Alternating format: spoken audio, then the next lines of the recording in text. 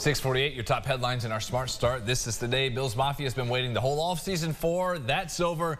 Now time for the real thing with training camp in Pittsford for day one. I'm sure folks can barely contain their excitement. So much to look forward to over the next few weeks.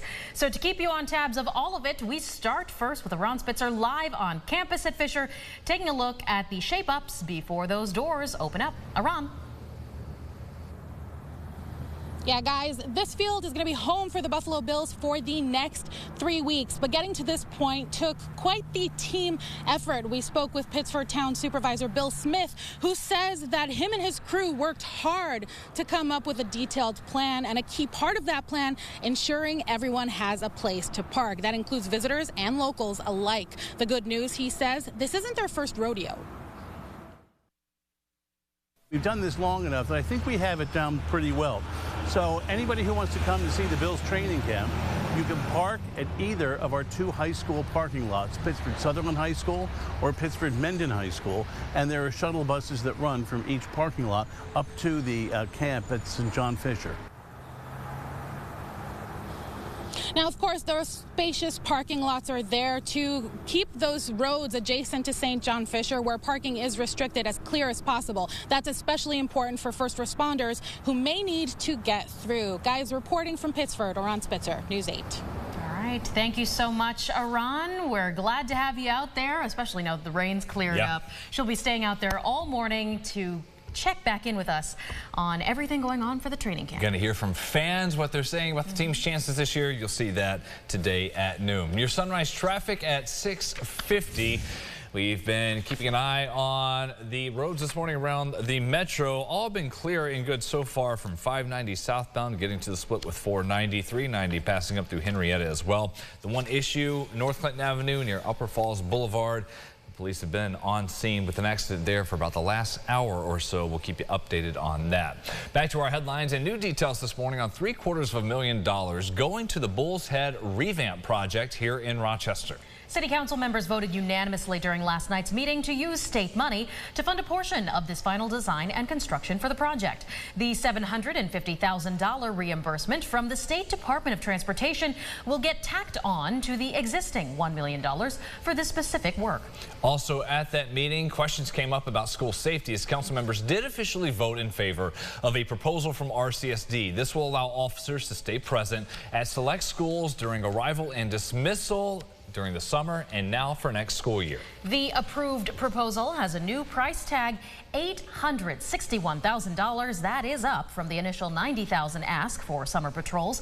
But Councilmember Mary Lupian sparked discussion with a new amendment that ultimately failed. She did propose a collaboration between RCSD and the city on a more holistic community safety plan that would have focused on violence prevention and intervention without solely relying on police.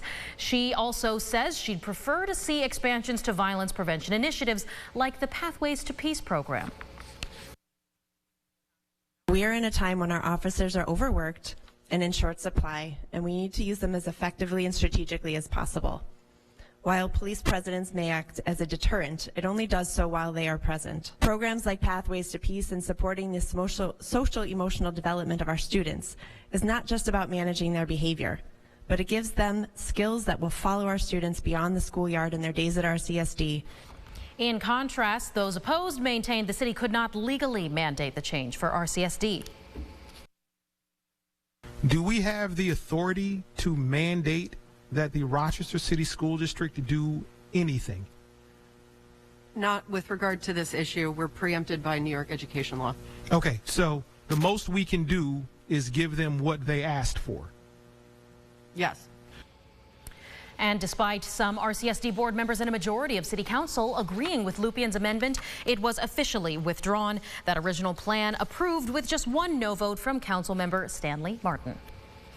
Well, turning now to some developing news. A 38-year-old motorcyclist is dead after a crash involving a minivan last night in Rochester. This happened near the intersection of St. Paul Street and Bridget's Drive around 6 o'clock. Police say that victim, a man possibly from Wayne County, they're still working on the positive ID, did die at the hospital. We're told alcohol and drugs do not appear to be factors here. Police on scene confirmed no one else was seriously injured. That investigation is ongoing.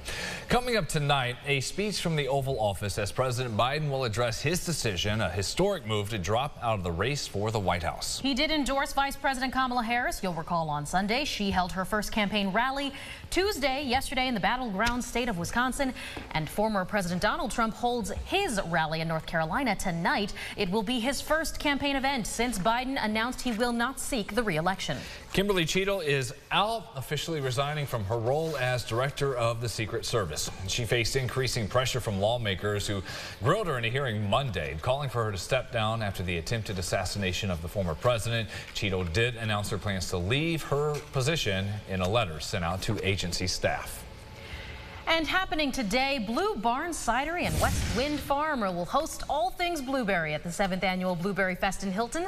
There will be a blueberry bar, special food, baked goods, and festival goers can enjoy treats from local vendors, live music, and blueberry picking for the entire family. The festival will run from 11 in the morning until 9 tonight, and it'll go all through Sunday, so if you want to wait until the weather clears out, it's probably the best call. More information can be found at bluebarncidery.com. Yeah, if you don't want to deal with afternoon storms, you can deal with the heat that'll be arriving coming up for the weekend. For now, James, we're going to be mid-80s, but maybe a storm chance here and there today. Yeah, that's right. The camp starts at 9:45. Yep. So I think for the morning, first couple hours, I don't expect really any issues at all.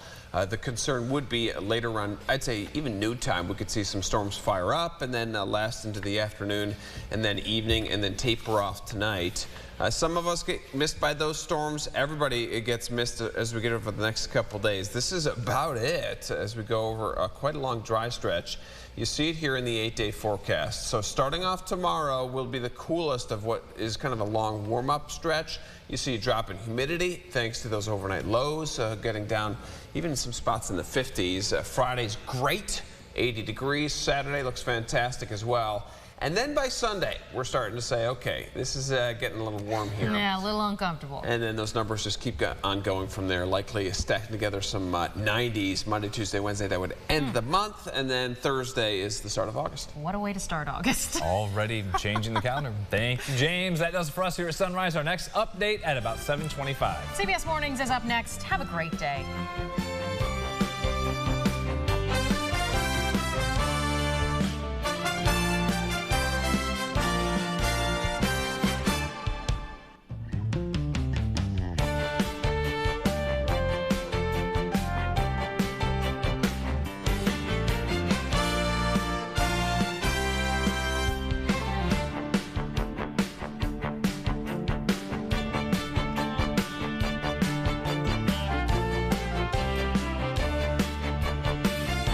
Follow News 8 wherever you are on RochesterFirst.com, Facebook, Twitter, and on our app for news and weather.